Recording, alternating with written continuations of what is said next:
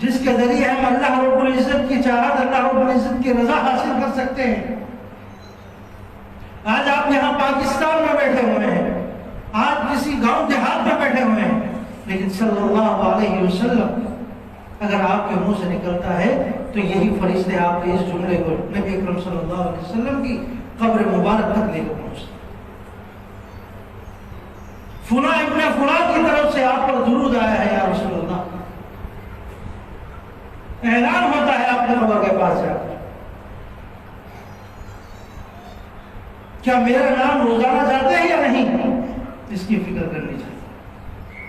क्या दिन में मैं 10, 15 मरतबा, 20 मरतबा अपनी कोशिश के बगैर पढ़ता हूं या नहीं पढ़ता। यह है इश्क़ रसूल, और जिसकी पूरी